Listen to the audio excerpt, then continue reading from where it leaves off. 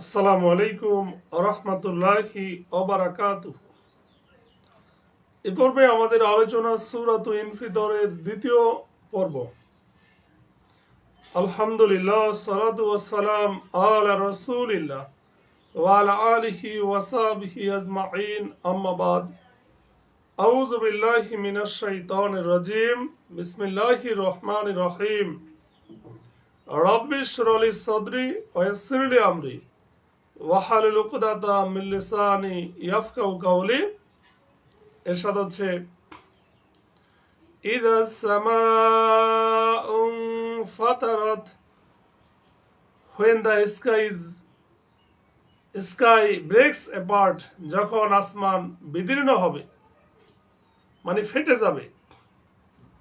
অর্থাৎ আল্লাহর আদেশে এবং তার ভয়ে আসমান ফেটে যাবে এবং ফেরেশতাগণ নিচে অবতরণ করবেন। ওয়াইদাল কাওয়াকিবু তাসারাত, আর যখন নক্ষত্রগুলো মানে তারকাগুলো বিক্ষিপ্ত হয়ে ঝরে পড়বে। ওয়াইদাল বিহারু ফুজ্জিরাত, and when the seas are encrusted, আর যখন সমুদ্রগুলোকে একাকার করা হবে, মানে উত্তাল করে দেওয়া হবে। তো সমুদ্র, সমস্ত সমুদ্রের পানি একটি সমুদ্রে জমা হয়ে যাবে, অথবা সমস্ত সমুদ্র একটি সমুদ্রে পরিণত হবে, লোনা মিঠা এক হয়ে যাবে। তারপর আল্লাহ তাআলা পশ্চিমী হাওয়া প্রেরণ করবেন, যা তাতে আগুন জ্বালিয়ে দেবে, আর যার ফলে আকাশ ছোঁয়া আগুনের শিখা উঠতে থাকবে। ওয়াইদাল কুবুর বুসিরাত, আর যখন কবরস্থ মানুষদেরকে উঠানো হবে। তো এখানে কবর থেকে মৃতরা জীবিত হয়ে বাইরে বেরিয়ে আসবে, আর তার মাটিকে উলট পালট করে দেওয়া হবে। আল্লাহ বলেন, আলিমাত নাফসুম মা কদ্দামাত ওয়া আখরাত, এই যখন এই ঘটনাটি ঘটবে তখন প্রত্যেকে জানতে পারবে সে যা আগে পাঠিয়েছে এবং যা পেছনে রেখে গেছে।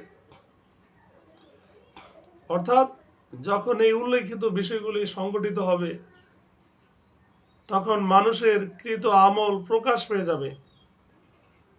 যা কিছু সে ভালো মন্দ আমল করেছে তা সামনে উপস্থিত পাবে।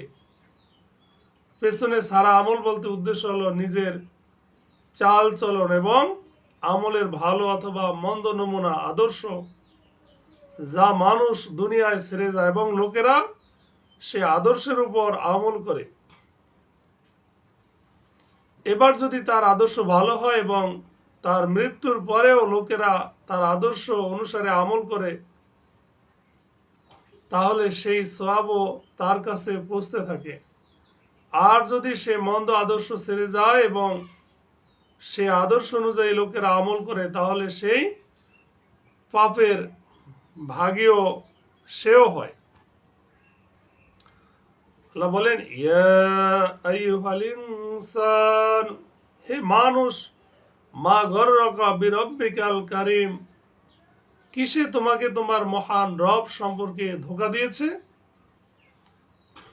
অর্থাৎ কোন বস্তু তোমাকে ধোঁকা ও প্রতারণায় ফেলে রেখেছে, যার কারণে তুমি সেই রবকে অস্বীকার করেছো, যিনি তোমার প্রতি অনুগ্রহ করেছেন এবং তোমাকে অস্তিত্ব প্রদান করেছেন, তোমাকে জ্ঞান ও সমজ বুঝ দান করেছেন, জীবনযাপন করার নানান উপকরণ দিয়েছেন।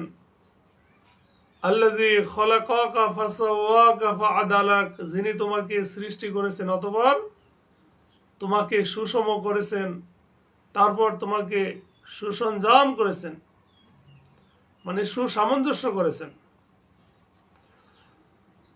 তার মানে হচ্ছে যে অর্থাৎ নিকৃষ্ট বীর্য থেকে অথচ ইতিপূর্বে তোমার কোনো অস্তিত্বই ছিল না। তোমাকে একটি পূর্ণাঙ্গ মানব রূপে সৃষ্টি করেছেন। তুমি শ্রবণ করতে, দর্শন করতে এবং জ্ঞান বুদ্ধি প্রয়োগ করতে পারো। এখন তোমাকে মাঝারি গড়নের, লম্বালম্বী, সোজা, সুশ্রী ও দর্শনাময় বানিয়েছেন। তোমার দুটি চোখ, দুটি কান, দুটি হাত, দুটি পা এবং অন্য সকল অঙ্গকে সুসামঞ্জস্য যথোপযুক্ত আকৃতি দান করেছেন। যদি তোমার এই অঙ্গ প্রত্যঙ্গ সামঞ্জস্য না হতো, তাহলে তোমার অস্তিত্বে সুশ্রীময়তা প্রকাশ না পেয়ে কুশ্রীময়তা প্রকাশ পেত। এরূপ সৃষ্টিকেই অন্য স্থানে আহসানে তাকওয়িম, সুন্দরতম গঠন বলে ব্যক্ত করা হয়েছে। ফি আই সূরাতিম মা শাআ রাক্কাবাক, যে আকৃতিতে তিনি চেয়েছেন তোমাকে গঠন করেছেন।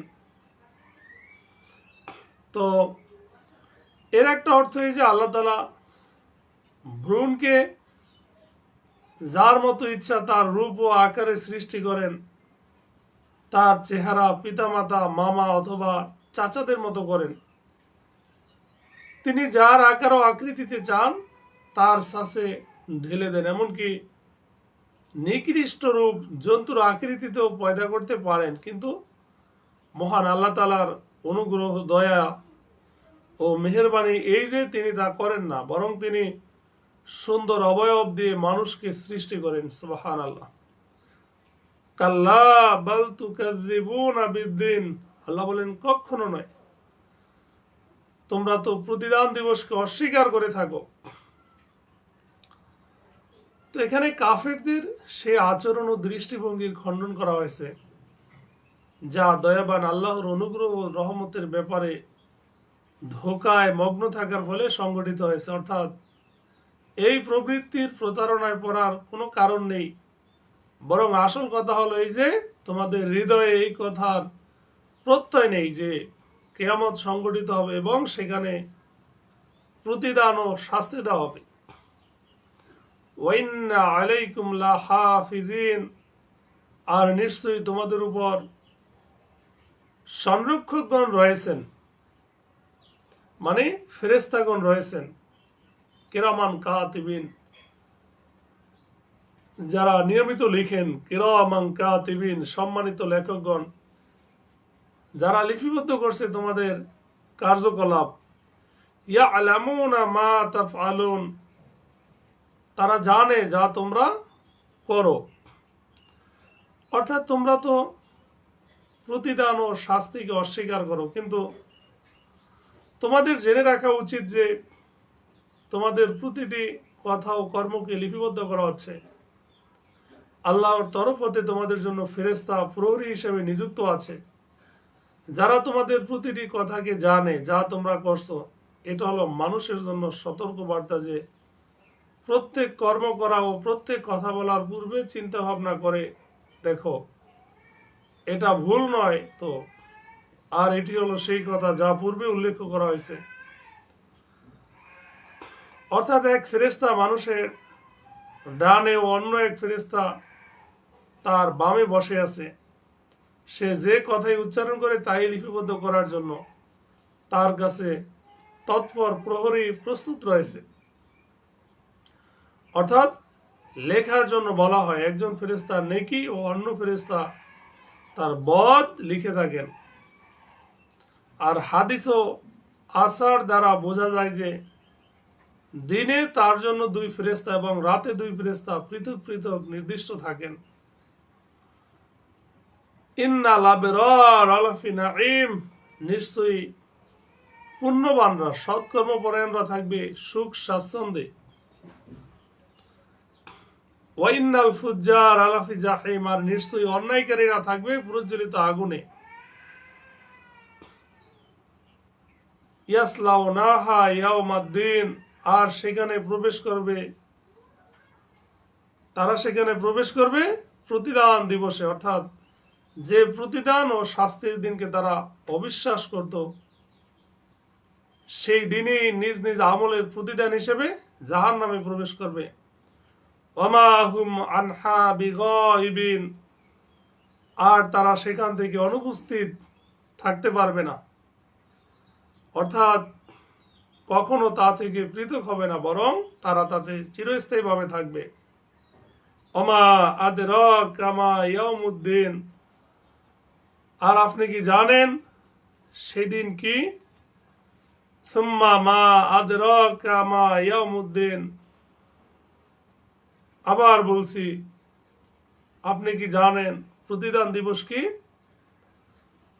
অর্থাৎ একই বাক্যের পুনরাবৃত্তি করা হয়েছে ওই দিনের বিশালত্ব ভয়াবহতাকে স্পষ্ট করার জন্য।